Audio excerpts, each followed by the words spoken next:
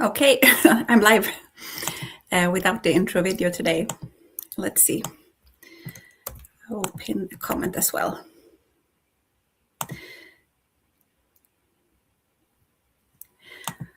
Hi, and welcome to this live. And the topic will be the feelings that show up after leaving the toxic or narcissistic relationship. Because there are so many feelings, and we will go through it today in a structured manner. So I will explain why all those feelings show up and why there can be so many contradicting feelings at the same time. So you're welcome to share or ask any questions in the live chat. And after me going through the theory, we will have a Q&A in the second half of the live stream. And if you're watching this afterwards, you're welcome to share in the usual comment section. So I will get in straight to the theory, and we will see how many that joins us. Usually it takes a little while before everyone has logged in. Okay, so we're diving straight into it with the first feelings that usually show up after leaving a toxic relationship. And those feelings usually have to do with the trauma bond.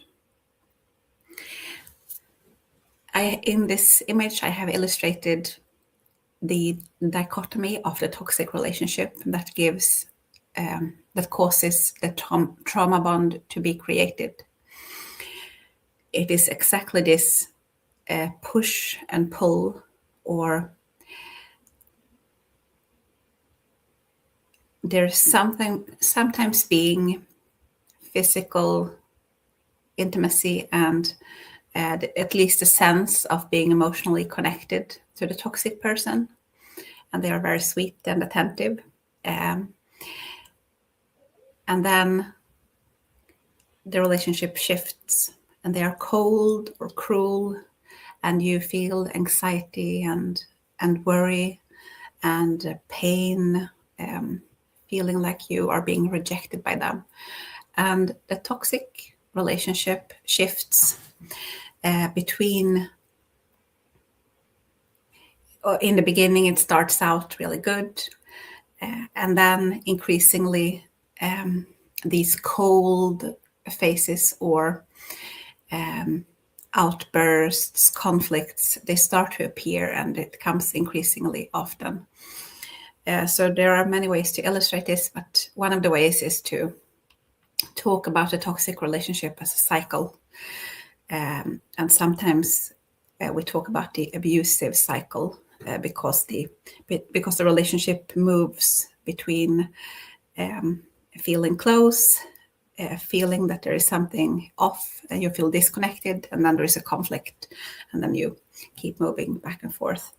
And this cycling, or this push and pull, so the ups and downs, this creates the dynamics of the trauma bond. And I've spoken about this before, but because it's such an important thing that we need to understand when we are walking away from a toxic relationship, and when we are dealing with the confusing feelings that show up in the aftermath. So during the periods where you are close with a toxic person, this usually feels really good. Your brain and body are releasing hormones. Dopamine, which is a rewarding hormone.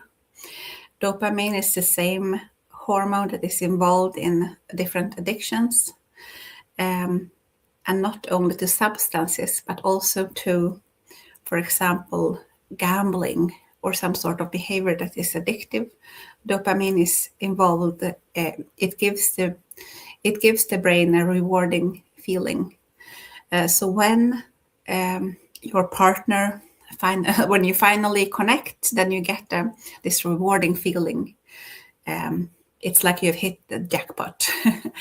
And then also oxytocin is involved in this closer phase. Oxytocin being a bonding hormone.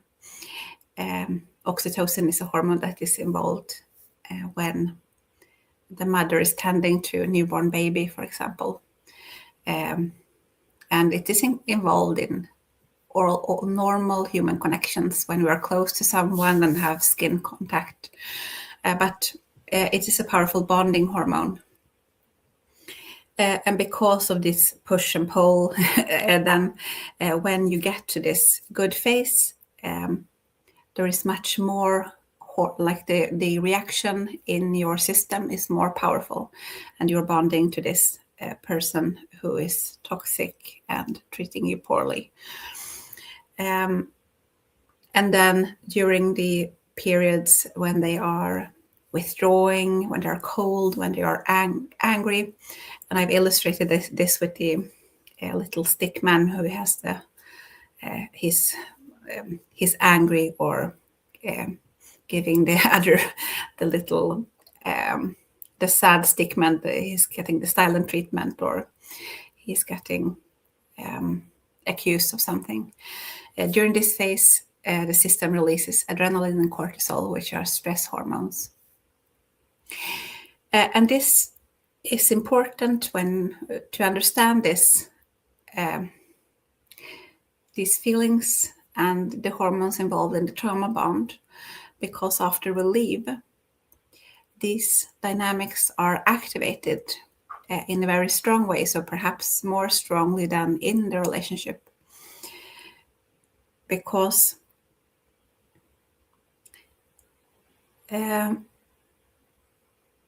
let's see how to explain this best. Yes, okay, so I have another image for this. So you're not trying to leave, or you have left. What happens now is withdrawal. Your brain has become addicted to these kicks that you get when you finally connect or are close with a toxic person. So now you're feeling withdrawal, just as if you are trying to quit a habit that is addictive. And you're thinking a lot about the person, so about the thing that you have been addicted to. And you're also feeling anxiety. So that's the other part of the trauma bond. Anytime that connection was, like when they would withdraw, or when they were irritated or angry, that created in you a stress reaction and anxiety. And now you're trying to back away and leave. So this is the furthest from the toxic person that you have been. So this activated the second part of the trauma bond. So withdrawal from the feeling good hormones, and anxiety because you're now creating distance between you and the other person. Am I making sense? If you have any questions, you're welcome to write them. Okay. Then what often shows up is fear. First of all, sometimes there is fear for the person, for the narcissist or the toxic person. What will they do now when I'm not complying to what they want, or if you are the one walking away? And that can be a very real fear, especially if the partner has been controlling.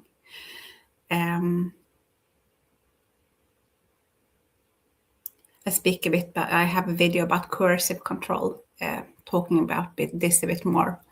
So the danger signals for a partner who can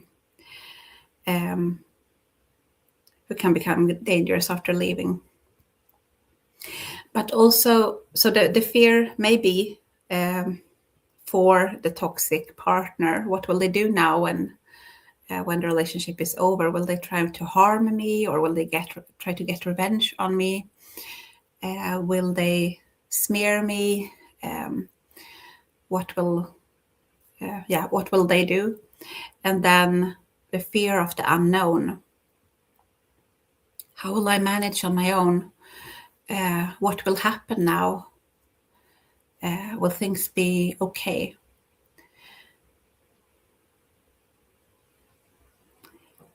If you've stayed in a toxic relationship for a longer while, usually we get isolated, and the world and our ability or our freedoms sort of shrink, and all the focus is put into this toxic partner.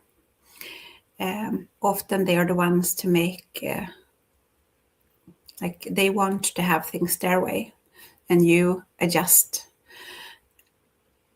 But this also means that you're not really used to making decisions without consulting them. You have adapted to a world that has become smaller because they usually isolate us, or we don't have the energy to keep up with our hobbies or interests or the other social connections. So now stepping out from that relationship, which was oppressive, but also quite limited, and now you're trying to do something new on your own. It can be scary. So that's one of the feelings, and a completely natural reaction to leaving. And I will just go through all the different feelings that might show up, and we will tie it together a bit later. Another feeling that often shows up is sadness. What was a powerful driving force that kept us in the relationship was the hope and the dream that things will work out. We love each other.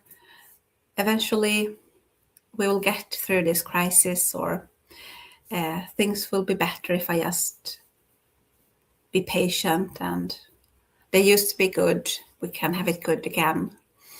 I just have to figure this out.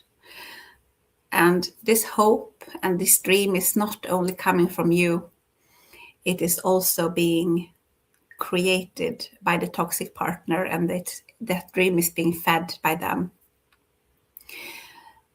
In the beginning, the relationship starts with this love bomb phase, where they are amazing, invested in the relationship.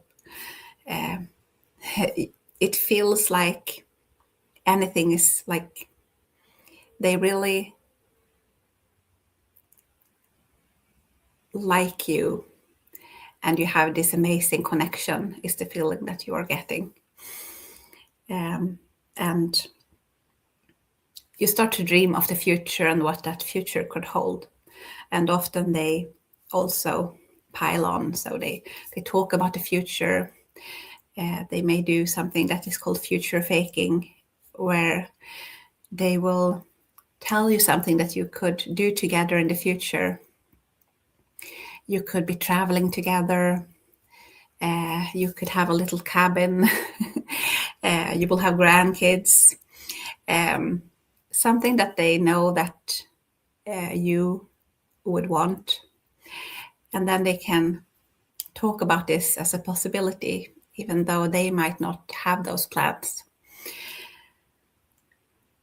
And if you withdraw a bit from the relationship, and if they feel that you are starting to suspect them lying, or you are not as invested as you were, they will turn on the little mini love bomb again to get you to reinvest. And usually that mini love bomb also includes talking about the future. Just be a bit patient. I have a lot to do at work. It will get better. Just wait a few years. So that dream was something that we held on to for a long time, and what kept us working for and investing into the relationship. And when the relationship is over, there is a sadness that this dream will not, it won't happen.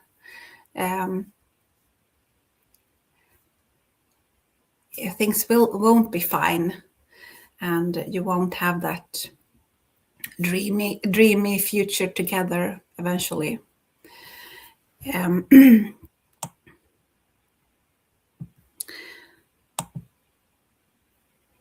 Sorry, I have to take a sip of tea. Have you brought your tea? You can always go and get some. We will be here for a while. Okay, so another feeling is confusion. Who were they? You have many conflicting memories. Sometimes they were so nice and tender and really seemed to get you and care. And sometimes they were cruel and horrible. So the confusion, that's a natural part of after leaving. And I talk about this so a few days ago, last week, I did a video talking about this exact confusion, if you're going through that, and that was called Who Did I Live With? Who Was He Really? But that's, so among all of these feelings, the withdrawal, the anxiety, fear, sadness, there is also confusion. And anger might show up. And sometimes this is the first time for this can be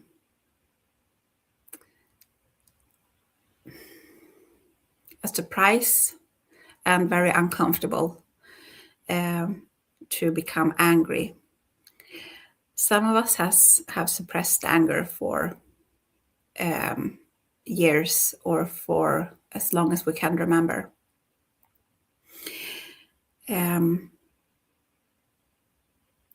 We get angry about how they treated us, how they lied, that things were not fair, for time that we wasted. And we might have memories of them behaving badly, cheating on us, treating us poorly or making us feel bad and then not caring. And this is also actually a natural reaction to realizing that you have been abused and to realizing what happened to you in that relationship. Yeah. Hi, it's the first comment. Let the sun shine through. Yeah. We will go through all the comments in the second half, so keep them coming. Let's see. Yes, so anger is actually one of the phases in grieving. When we leave a toxic relationship, there is a grief process. And there can be many things that we are grieving at the same time, and that is what's called complex grief. So the 5 stages of anger is something that, so this comes from the work of Elisabeth Kubler-Ross, who was a psychiatrist from Switzerland, but who was active in the US. And she worked with patients who had after some sort of severe diagnosis. So they were going through cancer, they were dying. And this is when she discovered that they moved through the different stages. So after getting this diagnosis, they started with denial. It can't be true. I don't have cancer. I'm not going to die. And then anger. And of course, anger can show up, like it can be directed towards the doctor. He should have discovered this earlier, or at life, it wasn't fair. I should have. And then bargaining. But even if I have this diagnosis, I might be able to get well if I just do this or that. And then comes sadness and eventually acceptance.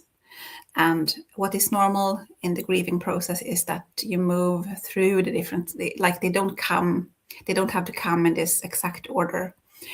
It's normal to move through them, so you can go back and forth. One day you're feeling angry, then you're feeling sad. So that's how these stages were discovered. But then Elisabeth Kubler-Ross also discovered that, actually, this is a natural process that humans have anytime that we feel a loss of something. And it can be something small, like we lose like something that we own that is special to us. And then we can actually grieve that. So it can be something small or it can be something big. But after the toxic relationship, you have lost that dream, the dream that for the future that you thought that you would eventually get to if you stuck it out in that relationship. You may have lost friends. You have lost time, opportunities, money. You may be grieving specific events that happened. And you're grieving that person that you loved. The nice version of them. The person that they pretended to be. And all of these things sort of hits us, not at the same time. It usually the brain has there is some sort of protective mechanism. You don't become aware of everything at once, so it comes in different portions. When you are ready for the next thing, then you start to realize that this also needed to be processed. So it can be like different layers that you go through, but there is a lot of grief after leaving a toxic relationship.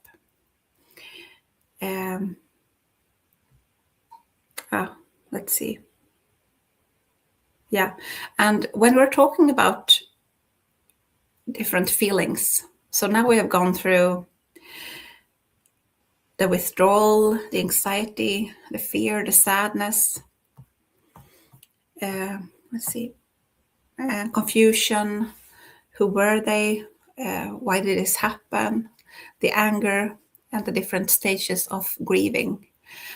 And then for some people,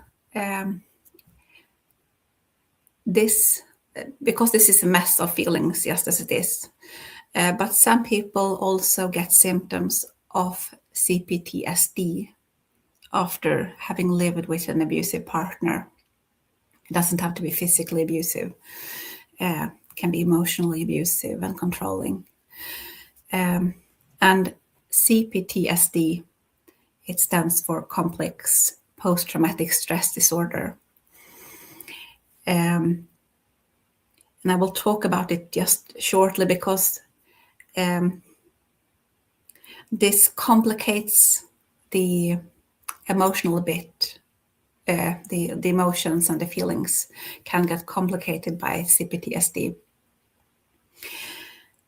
So CPTSD is something that was, let's see, first we didn't know about CPTSD. What we knew about was PTSD, post-traumatic stress disorder, after a serious accident, like a car crash, some sort of catastrophe, or after going to like the war veterans. The body can, or the nervous system can react to having gone through this trauma with post-traumatic stress disorder.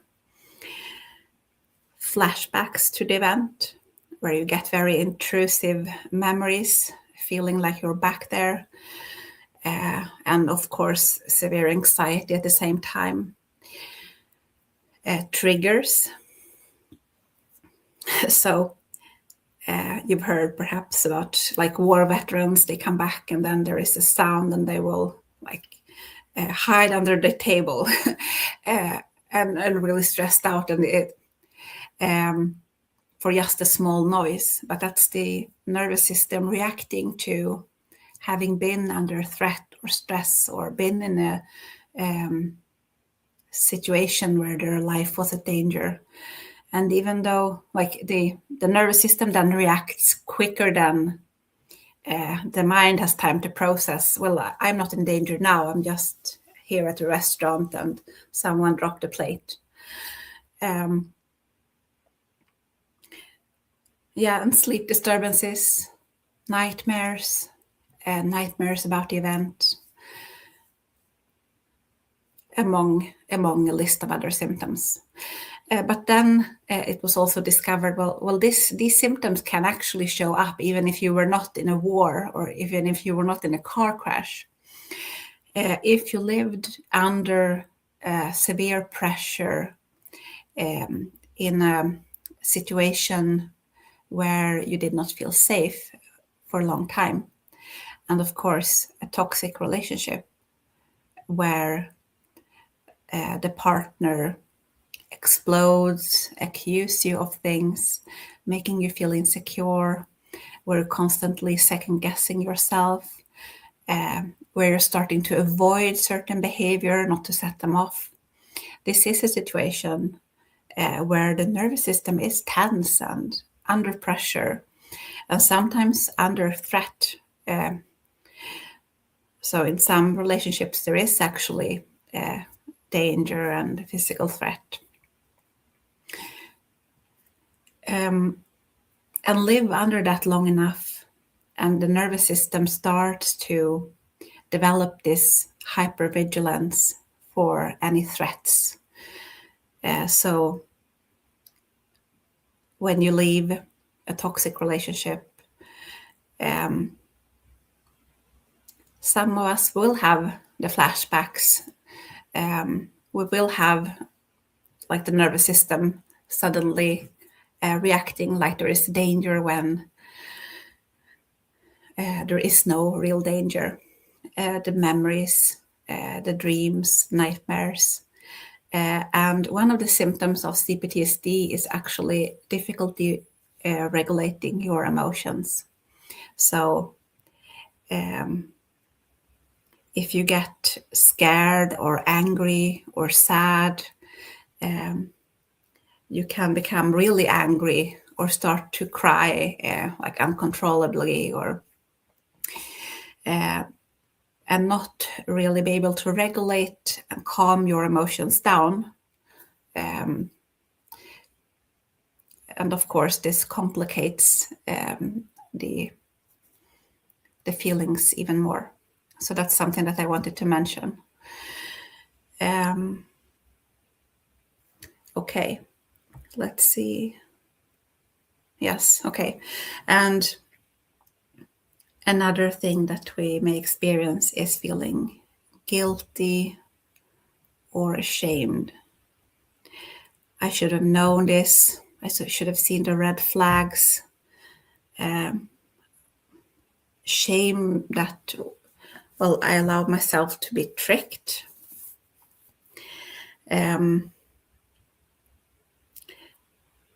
Shame that you may need help, or that you're no longer as well functioning as you used to be, or that you think you should be when you compare to others, like in your same age group, or to the neighbors, or so.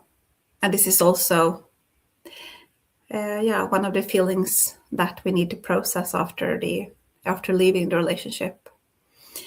So there is a lot, as you can see, there's a lot of different feelings happening at the same time.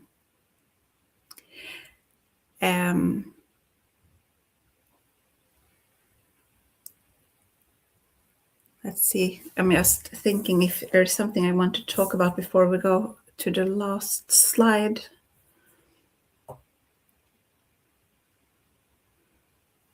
Yeah, no, we will go to that slide. And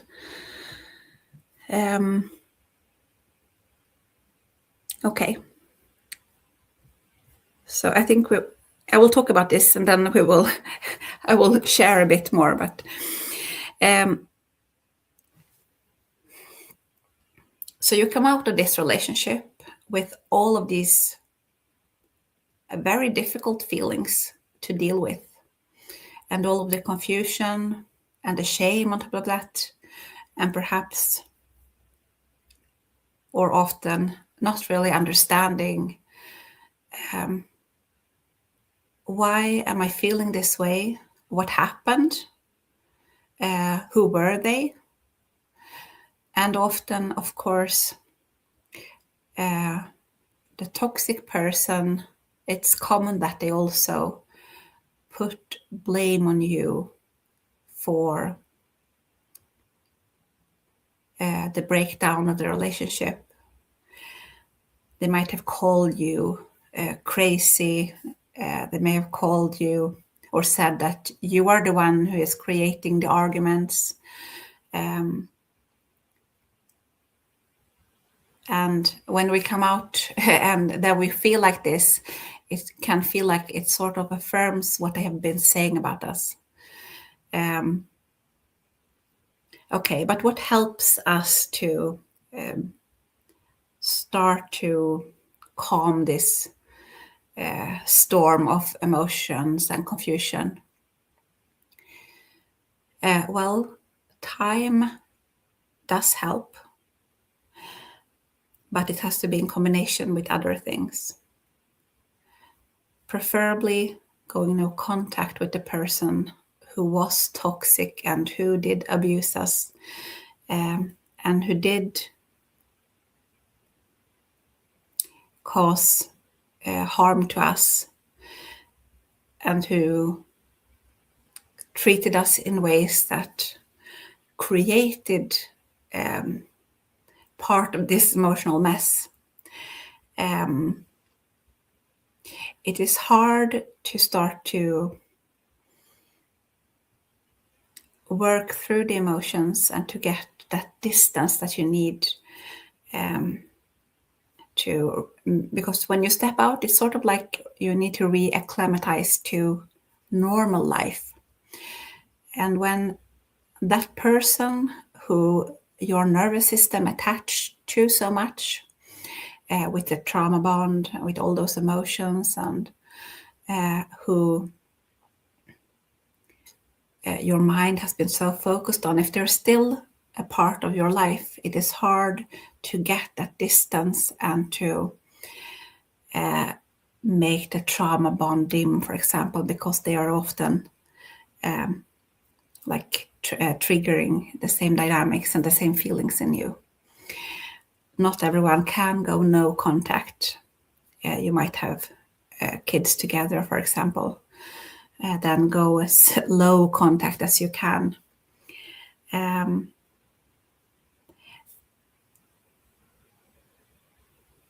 So that helps.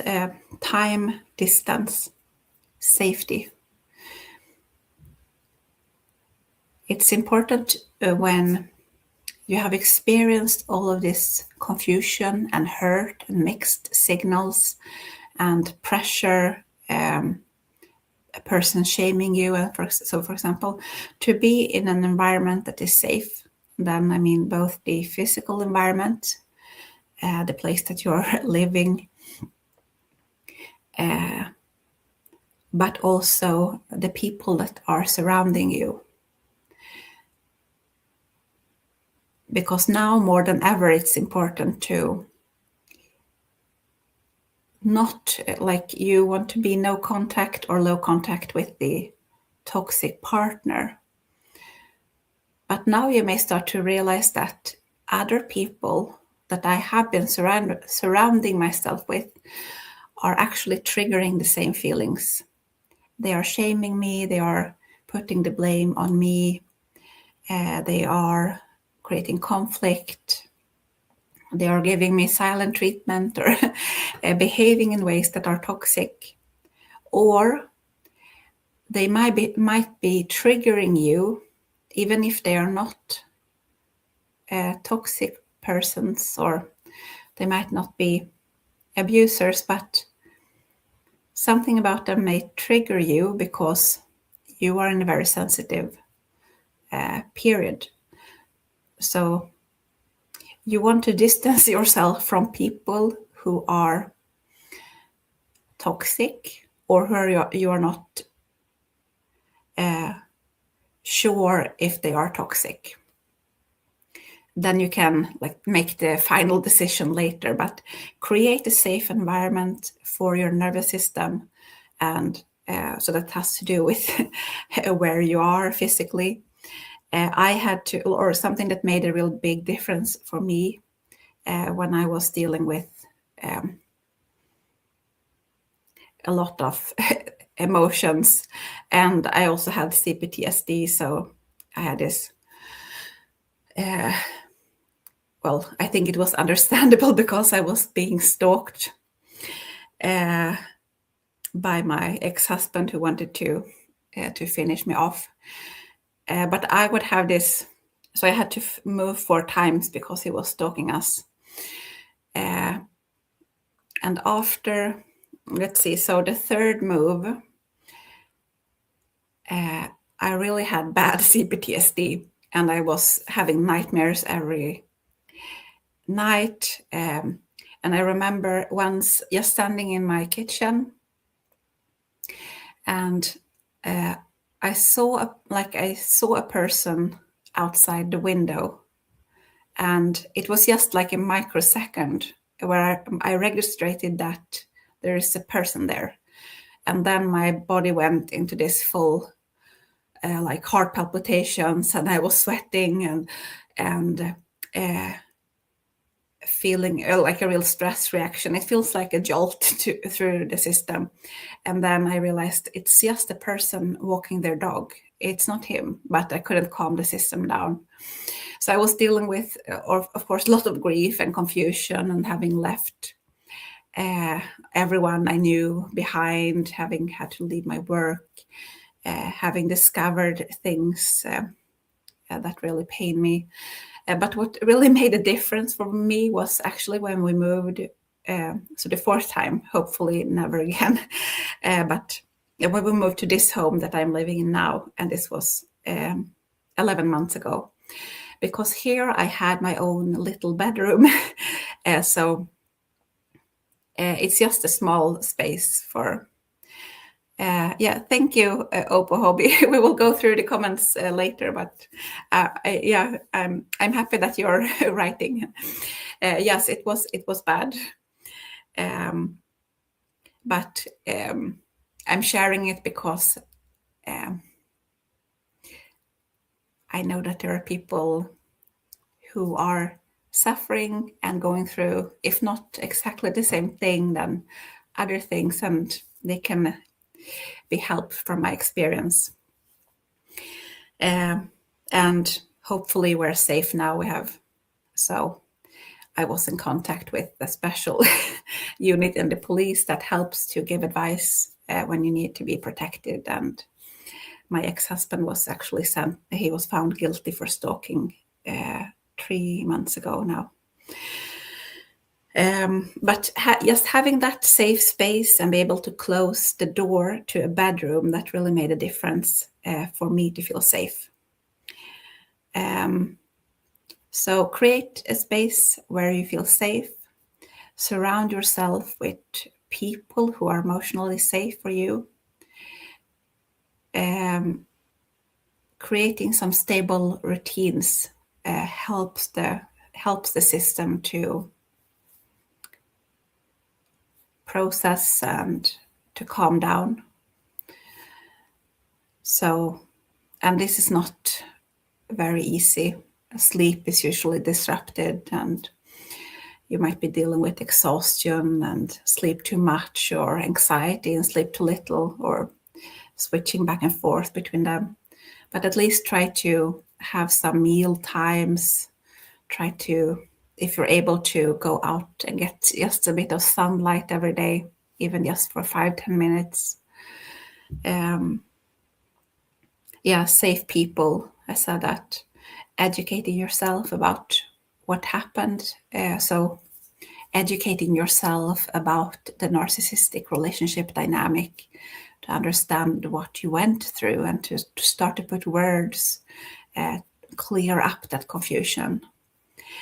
And then I wrote in the little left corner there, start to process through the grief and the sadness and the anxiety and the anger. Journaling can be a very helpful tool to write down, like unfiltered, what you're feeling.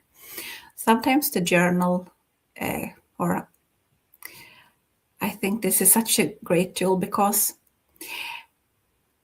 there you can write things that you might not be able to tell yet to someone else.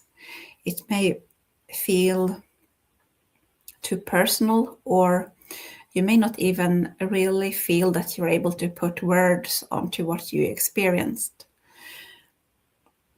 But they're like, writing everything down can help you to clear up a bit of the confusion and also to put the feelings down on paper. And talking to someone. People, like, we all process things differently. Some people process it easier, like sitting sitting by themselves at first, going through everything in their mind. Some people process more easily when talking to someone. Like that may be their first go-to. This, like a relationship like this, then would require a lot of talking, and getting all of that out in therapy may be very expensive. So if you have like a friend, someone that is safe, that you can share things with, or even like talk to yourself, it can help to, if you don't have, if that is your preferred way,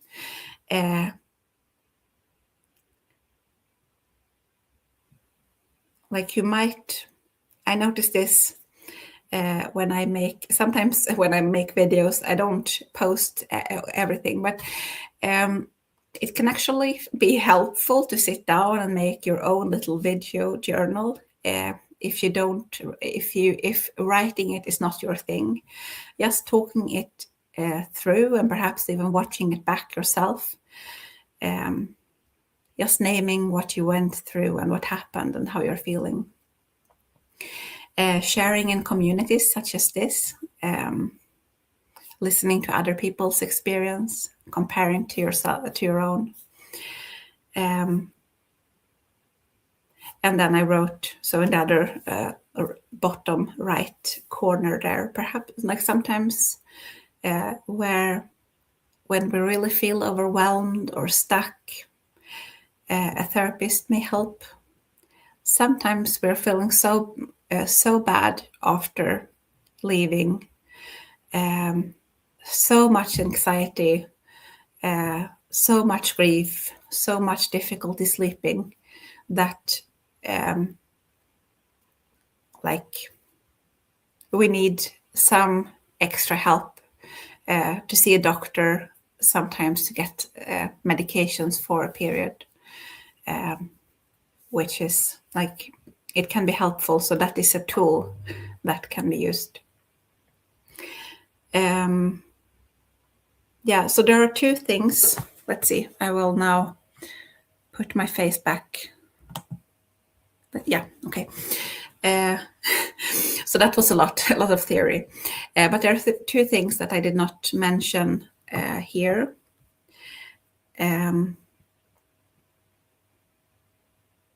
So first, perhaps I will just mention that one of the trauma responses, so when we go through trauma, which we usually do in these toxic relationships, we can react differently. You've heard about the fight response. We argue back. We flight. We try to avoid the conflict. And freeze. So, yeah. And this is a mechanism when we sort of shut down. We go numb. We freeze. And if you have been through trauma when you were a child, if you were shamed or abused as a child, that freeze response can more easily kick in. And this, if you have been traumatized and you were in the toxic relationship, you can still have this response activated when you feel overwhelmed. So when there is a lot of things going on at the same time, there's a lot of emotions, there's a lot of pain, there is a lot of confusion.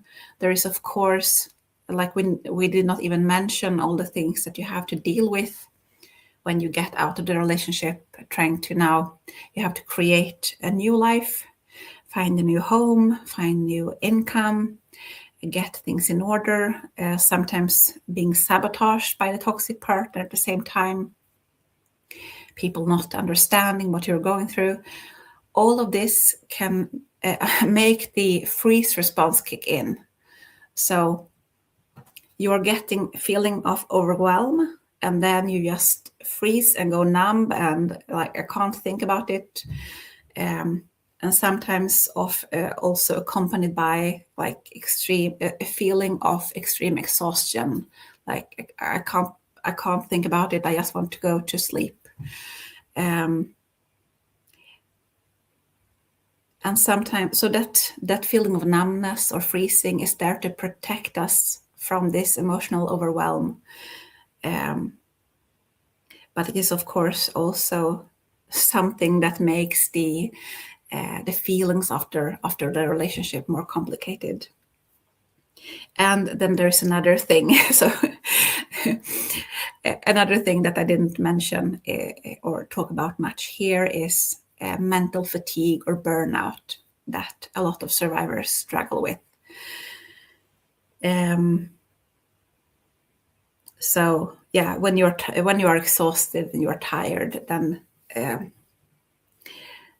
all of the feelings and all the things that we mentioned can be, so that adds an extra layer to the complication. But I was not thinking about going into mental fatigue that much today. I have a free course on my YouTube channel called the Rebuild Your Life After Narcissistic Abuse course. And the fourth video there deals like with that in detail. And it was so much detail that I got fed up about talking about burnout or mental fatigue for a little while. But I think that if you are dealing with that video is very helpful. I am a medical doctor by profession, and then I worked for a year in rehabilitation clinic where we had a lot of patients who were suffering from mental fatigue. So I learned a lot there, and I share that knowledge in that video. Okay, so we've gone through all of the confusing feelings that shows up after leaving.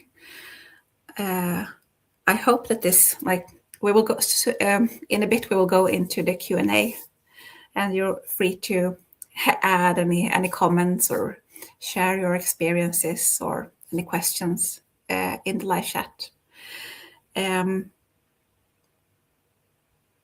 But the aim was to just explain where all of these feelings come from and to put names on it, because that can help to structure things a bit in all of that confusion. Is there something else? Yeah, so what I'm trying to do with this channel and why I started it after going through, as I said, like abuse, and it was in the end my marriage became dangerous, and then the stalking, and the reason that I started this channel, and it has been 11 months since I started now, but I wanted to, so I saw that there is a lack. There are so many people talking about narcissism. Why does the narcissist do this, and so on? But how do you heal afterwards? What are the steps to healing? What happened to us in the relationship? And that's what I'm trying to create a place for that on my channel, and I want it to be free and available to everyone. So on my channel I have, and I think I linked it in the description, I have a free audiobook that is called How Could He? And it goes through the toxic relationship and explains the dynamics and how it starts and all the different terms and so on. So it explains the relationship. And I also have a video course. It was one of the first, so it's called The Abuse Case Files. And it's a bit of a sketchy thing, but I explain there as well what happens in the abusive relationship and why do they do this. And of course, I just said that I didn't want to focus that much on the toxic person, but so the point is just to understand enough to be able to let go and then go into our own healing. Okay. And then, of course, this new course that is called Rebuild Your Life After Narcissistic Abuse. I think I will dive into the comment section. This is the most fun part of these live streams. Let's see. Let the Sun Shine Through says, I'm completely worn out. I'm exhausted from all the chaos. Yeah, I hear you. There is a lot of chaos, and I can imagine that you are exhausted. I don't know where you are exactly in your journey, but it's a lot for one person to go through. First, go through the relationship, and then with the rebuilding, hang in there and take it. Like when we feel really bad, we have to narrow the timeline. So sometimes it's just, let's get through this day, or let's get through this evening, and not try to think too much ahead if we get really overwhelmed. That's a tip that has helped for me. Let's see. And then you say, self-regulation phase now and for the remainder of existence. Okay. So you're dealing with a lot of emotions. and you're self-regulating. That's good. You're trying to regulate those emotions so that they don't overwhelm you, and you work through it a bit at a time. It does get better. You probably are not feeling that right now, but it does get better. For me, it took a year and a half after the separation before I started to feel like a little better. And after that, it has gradually improved, but it takes time. Let's see. Hobie says, they say you choose bad your partner. Yes, the people who don't understand. I think we, or many of us, experience that in some form. It's very hurtful. And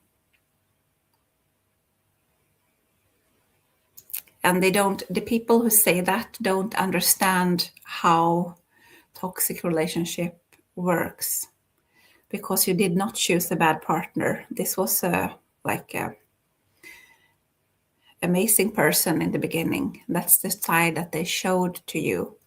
So the toxic partner tricked us.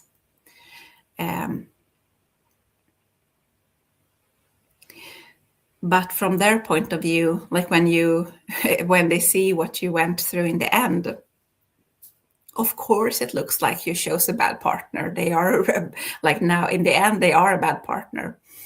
But in the beginning, it's not that clear. There are, like, if you are educated and you know how to spot red flags, yes, then you could see that person may not be, like, they have some red flags, but who of us were taught red flags? That's not something that we learn in school.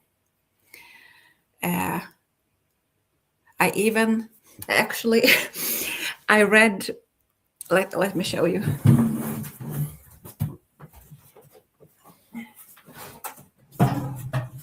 So I have this, I usually, I read for my kids in the evening. And for my daughter, first I read for my daughter, she's 9. And then I read something for my son, who is a bit older. And so right now we're reading the Hunger Games. We're at book number 2. I don't know if you have read this, but so the main character, Katniss, there's a love story with this boy named Pita, and he seems like a really stable person. But I just read like this evening that they are having an argument, and Pita starts to throw things, so throwing objects. And that's a major red flag, like a person who is throwing things in an argument. But this is a book for youngsters, and like the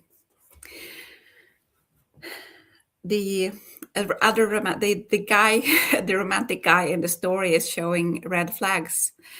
So we are normalized to the red flags. We don't know that they are red flags. And like TV shows can be the same. But when you have learned them, then yes, you start to recognize them everywhere.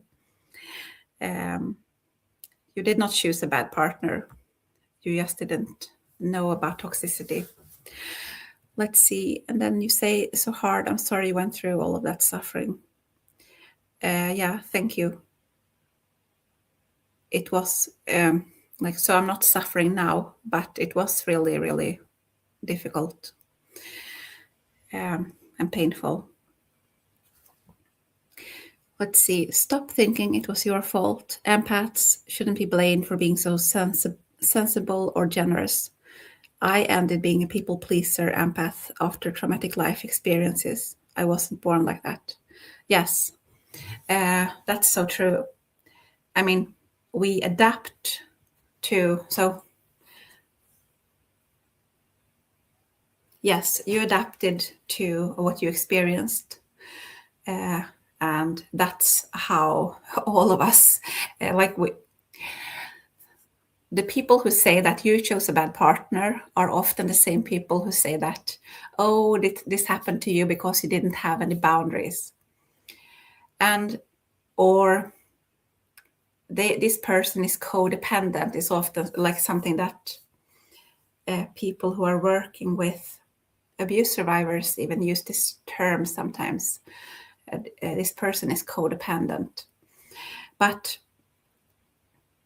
what they are actually seeing is, yes, after several years together with this toxic person who is abusing the partner, the partner is adapting to the abuse, and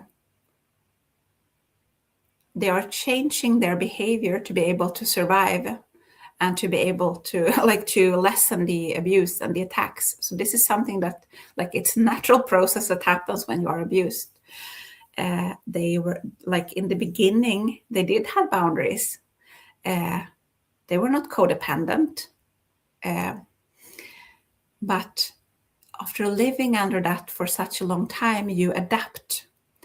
And people who don't understand that process, they just look at the finished result, like, okay, so that's the abusive partner, that's the codependent who don't have boundaries.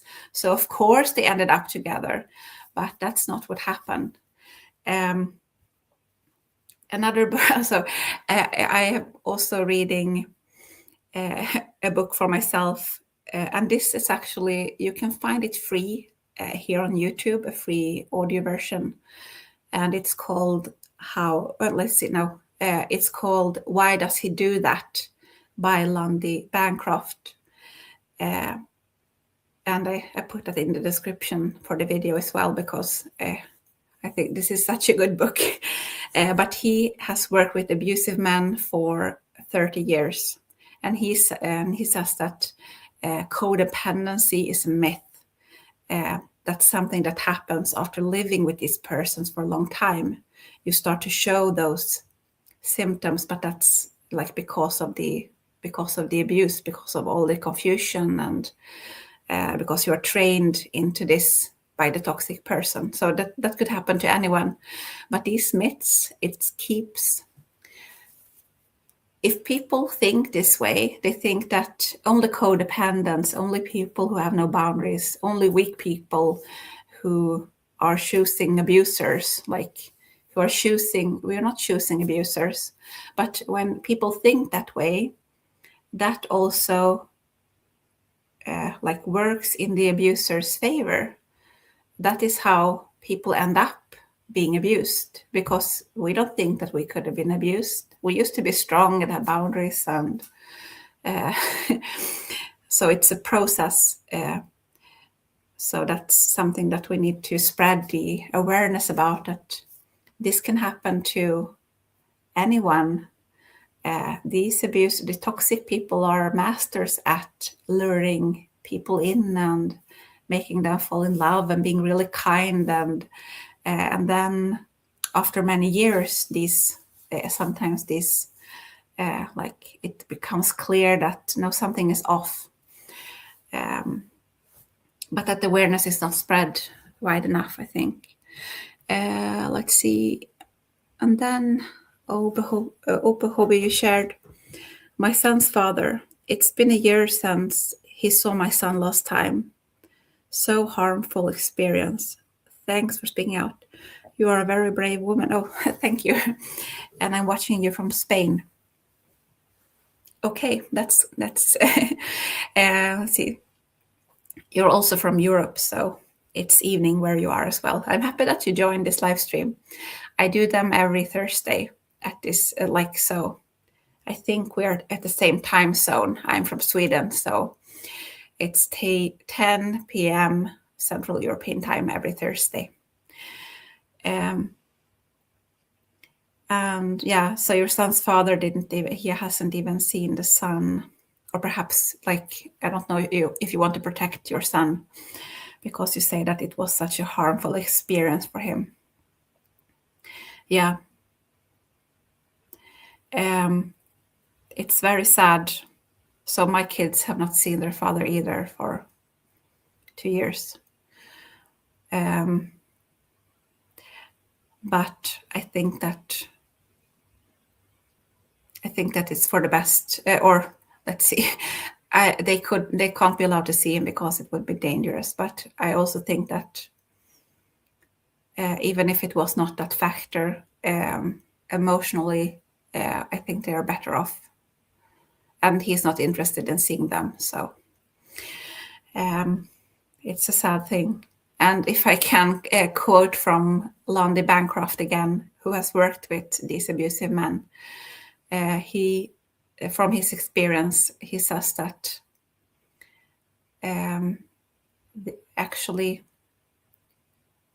so he says that some of the abusive men is not even interested in having any contact with the kids after the relationship is over.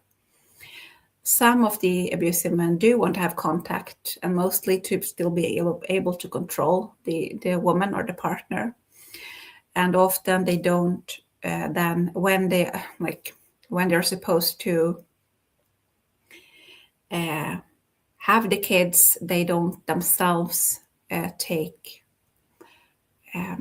care of like they would leave them with a relative of them. Or he even shared, like in his book, he says that he had one man who actually tried to apply for he wanted sole custody of the kid, but he wanted still the mother to have, what's the term? But the mother should still care for the kid. So, but he should have full custody, so he would be able to get all the power and decision making, but she should take care of the kid and do all the practical stuff. But that was denied, fortunately. And he said that from what he saw, then perhaps the ones that walked away and they had no contact, those kids may have been better off, was his opinion. Let's see. And then you say, I'm staying away from men. Staying away from men, focusing on your happiness and your children's. Yes. So many of us make that decision.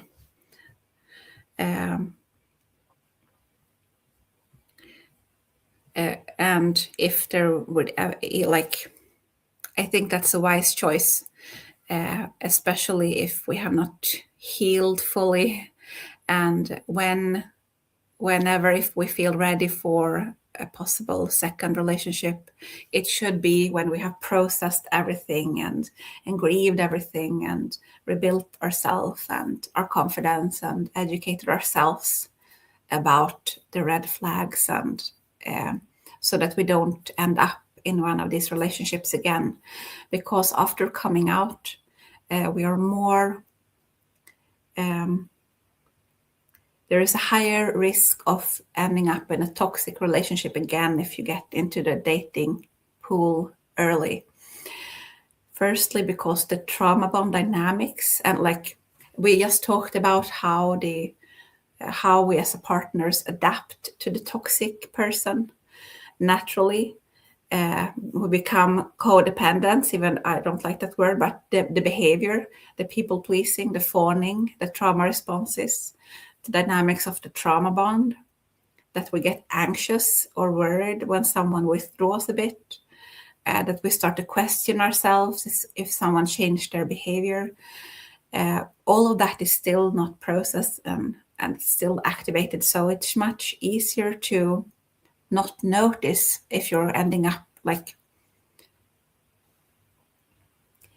in the end of the toxic relationship, things were so bad.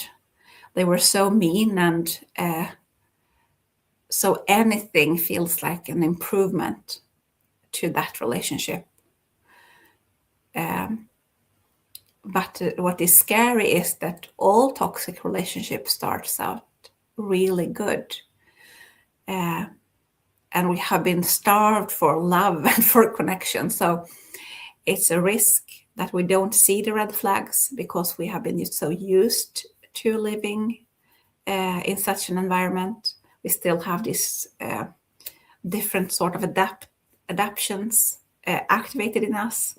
And then if we get love bombed by another person, that may sort of blind us to everything else. So I recommend not getting into a relationship anytime soon if we have gotten out of one. Let's see. Oh, you agree with me. Let's see. And then you say, like missing your abusive partner, it's normal because it's been your most close person for several years and the father of your children. Only women that went through this can understand it. Yes, I think I agree. So it's I think that someone who has not gone through this can't be able to fully understand it. And yes, it's so confusing because you can miss them at the same time that you're angry with them. And I think that sometimes that anger, and I've even have many women share that they feel disgusted about when they think about their ex-partner, they feel disgusted. And I think that's sort of a protective mechanism because we still have this attachment to them and we still have the pull towards them. And then to protect us, we get this disgust and the anger. So there is a lot of confusing feelings.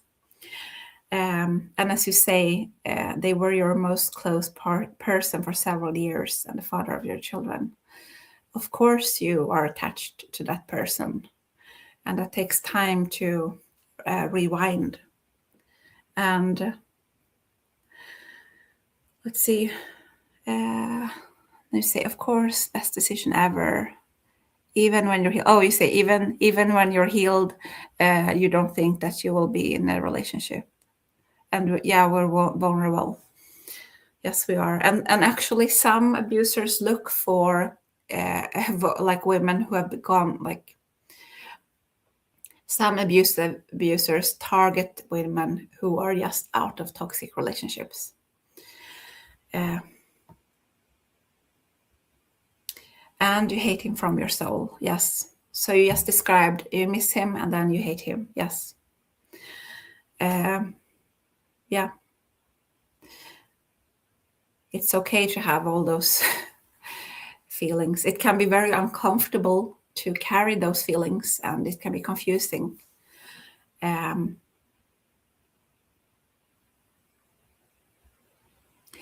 For me, it's been 2 years since 2 years and 3 months since the separation. I don't feel that anger anymore. Actually, like I think after the trial 3 months ago, after that I've been feeling more indifferent. But sometimes, like something can still remind me, and I can still feel like missing that dream and missing how he pretended to be, or feeling angry. But those feelings are not as strong as in the beginning, and that's feels really good because it was hard to carry all those feelings around. Yeah, and then you say, yes, they are natural responses. Yes, they are natural responses to a confusing and unnatural situation. That was like they caused it. We did not cause it. The toxicity and the abuse, and it came from them. Okay, so you're very welcome to write if you have any more comments or questions. I think so while you are thinking, I might share something. So I said that it's been 11 months since we moved to this home, and actually it's been also 11 months since I started this YouTube channel. So I started it 1 week after moving here, while there were still like boxes everywhere, and I was really I felt really bad because that was the 4th move for us. As I said, I was being stalked, and I was angry. I was very sad. We had just started to, as I felt, rebuild our life a bit in the previous place where we lived. My kids have gotten some friends, and I had just started to feel like we had a home there, and then we had to move again. And I was very angry with him for stalking us, like ignoring the protective order, and destroying my life, and for all the things that I felt that like I had lost. And that's at a place that I was when I started the channel. That's 1 week after moving here, and I had all of these feelings and a lot of pain, and I thought, like, I can't stand this. It's like it's too much. And I thought that, well, if I have to go through this, at least I will use it to help someone, because there must be other people who are going through, or I knew that other people are going through the same thing. And previously, I had not felt in a position to share. But now, when the last move, I had to cut all contacts, or almost all contacts. I had lost my job. Like, I was out of work. I had to leave 2 workplaces. I had no reputation to talk about. Like, I felt that, well, the people, like my friends or relatives, they are just gossiping about me, and as you say, Hobby, thinking that I chose like a really poor partner and had no boundaries.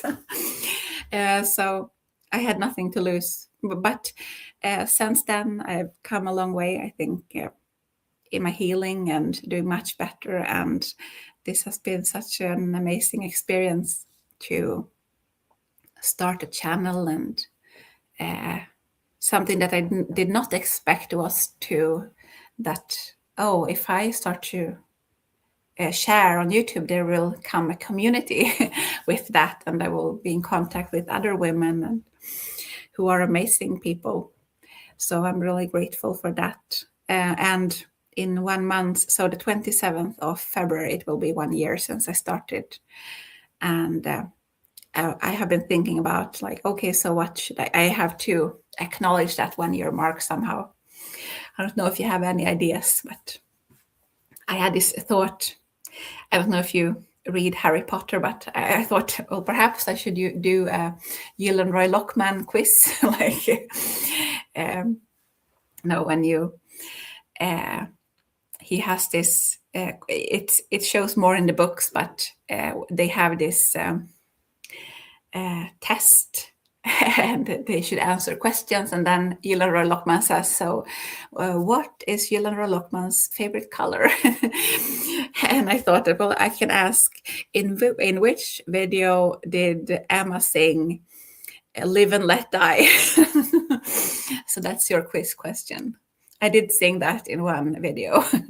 I think I was still a bit angry then.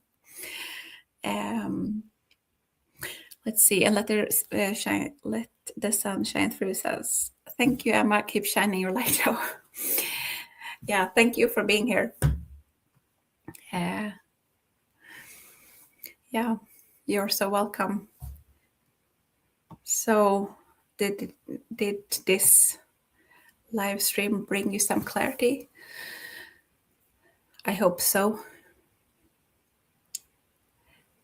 If you're dealing with something right now, if you're dealing with strong feelings, uncomfortable feelings, or feelings that are hard to deal with, or if you're dealing with like getting angry very easily or getting sad very easily, then know that it will, like, yes, it's so hard, and it is difficult, and it's not fair, but keep going and take it one step at a time. It does get better, but it probably will take longer than you want it to. When I was feeling really bad, I listened to or I read comments from people saying, "Oh, it will get better," and I thought, no way, I don't know how I feel. But as I shared, 1.5 years after the separation, it did start to get a bit lighter, and then gradually, slowly feeling better.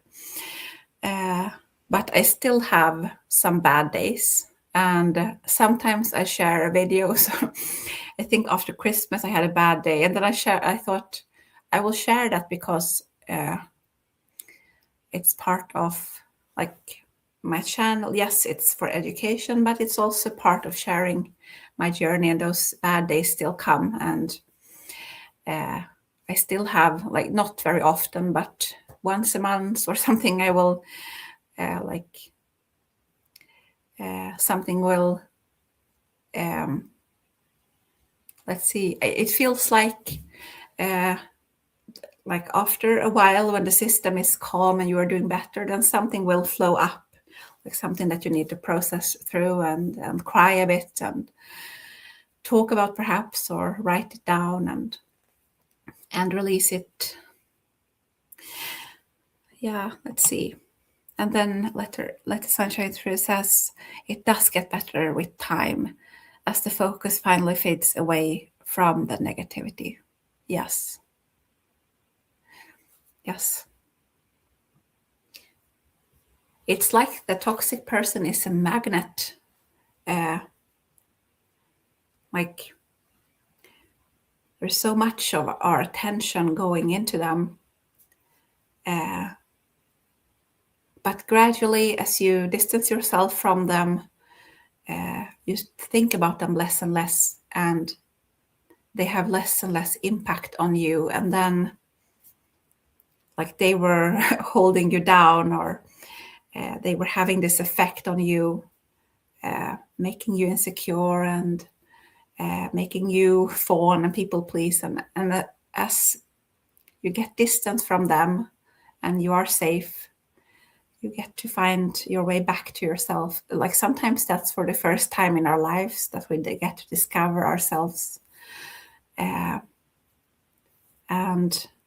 adapt back to being safe and to feeling what feels okay for us, and to forget about all of their toxicity and negativity and hate and so on. Yeah, let's see. You share that indeed they fade as other things come into focus and become the priority. Hopefully the fun stuff too. Yeah. Yes.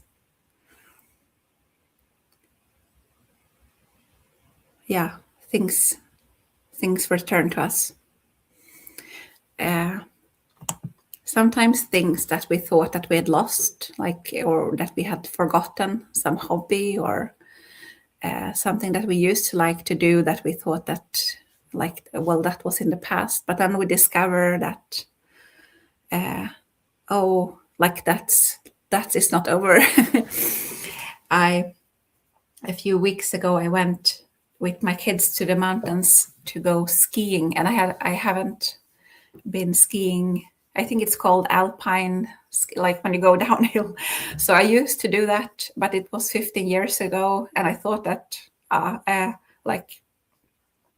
I thought that part was over for me, but then I thought at least I have to teach my kids. Or so we went there, and well, I thought taught them the basics, like in they have this kids slope, which is like very short. But then I discovered, like, so I was standing on these skis, and I thought, oh, like I don't know if I will be able to keep my balance. It was a while, but yes, I felt very unfamiliar. But then after a while, it felt really fun, and I was going down this hill like for the first time in many years, and I discovered that this part is not over. So I'm hoping to do that again next year. Then Obahobi says, because you find out what peaceful life was. Yes, life is very different now compared with, because you also, like, you separated, you said it's peaceful. My life is very peaceful. And now I would not never have been able to do something like create a channel and do a live stream if I was still living with my ex-husband. I never, like, I didn't feel relaxed at home. Let's see, and let the sun shine through. You agree? Let's see. Glad you got to go skiing. We have that too in Colorado. Okay, that's amazing. So are you skiing? It was really fun. Opahobi says, women too often stop our lives to marry or having a partner, and definitely to have kids, which I'll never regret. Yeah, now, having kids, that's beautiful, and but a lot of, like, during the period, especially when they are young, they demand, like, kids do demand a lot from us. And if we are single married mothers, that takes up all our focus. Like, for a while we forget our own life. You are strong, Opohobi, for you're a single mother, and you are deciding to create a peaceful and free life for yourself and your kids. Eventually they will get older, and you will have like, you discover more and more freedom. My kids are 9 and 11 now, so they are, like, old enough to not have me watch them all the time, which feels really good. Of course, this depends a bit on where you live. I know that some areas you may not, like, because of security reasons, you may not be able to let your kids go outside and play and so on. But here in Sweden, we don't have those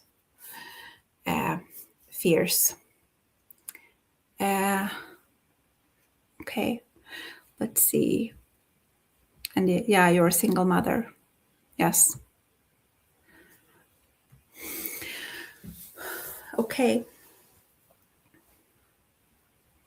You have something else you want to talk about? Let's see. You have full custody. Oh, you separated since your son was born. Okay. I'm happy that you have full custody.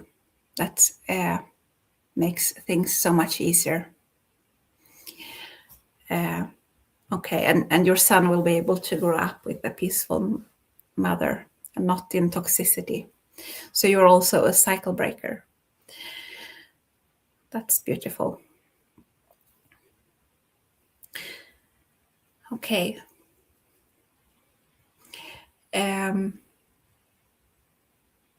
Yeah, so I was very happy to have you here during the live stream. I really like these Thursdays, spending some time with you and discussing a topic. I have not really decided the topics for next week's videos. So my plan was to, so something that will be a red thread during the spring will be this Rebuild Your Life After Narcissistic Abuse course. But after the last, like episode 4, it was so theory heavy that I had to do some lighter topics for a while. So I have a plan for that course. And if you haven't watched it, it can be helpful if you feel a bit stuck in the rebuilding. And that will continue. And I have like other video plans, and that the live streams are continuing. So if you have the time on Thursdays, you're welcome to check in. And you say, cycle breakers unite. Yes, I think it's a beautiful term. Yeah, we're living in the age of cycle breakers. The information that we have now, it did not exist 30, 40 years ago. So I think we are the first generation to start to break the cycles. And I think that this will have an effect globally, actually. I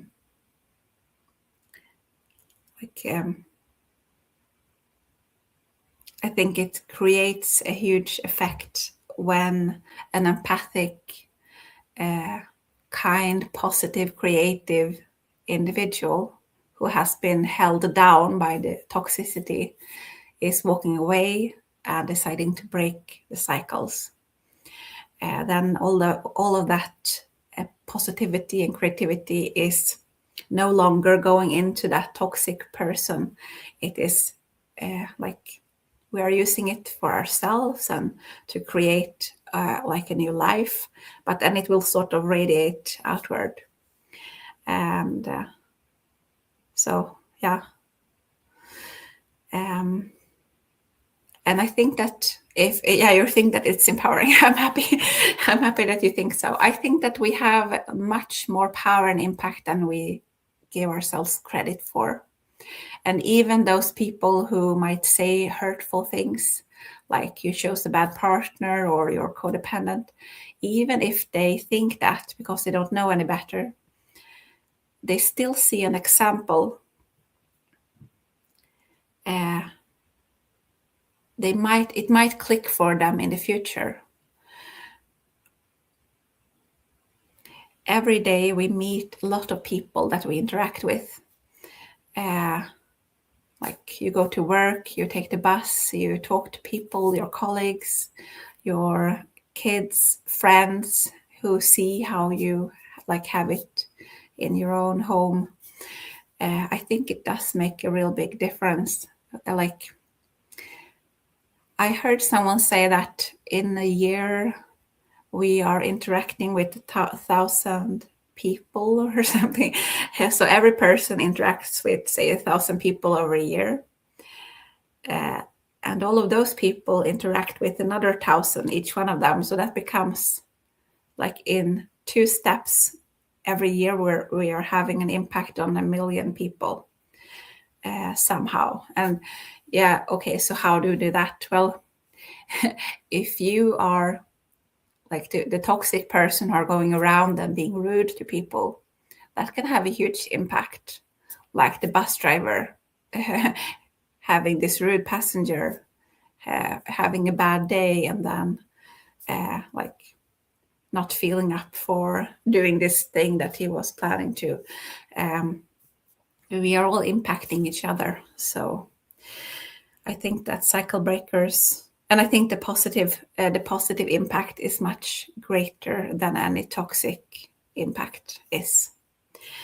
So more people free from the toxic bonds. That's what I want. Okay.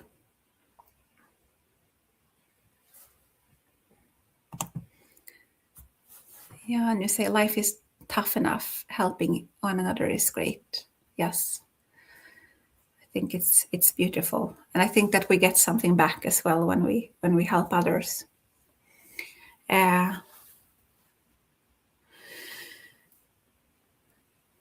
Okay, so I think that we should wrap this live up. But if you think of something afterwards, or if you're watching this in like a rerun or afterwards, write in the comments if you have a question. And I am planning the content as we go. So if you have some specific challenges or something that you don't understand fully, then when you write it in the comments, that helps me to plan what we should cover next. Okay. So have a great evening, everyone, or have a great, it's time for bed, Opohobi, in Spain, and in Sweden as well, it's time for bed. But thank you for joining me. Thank you for joining me today, and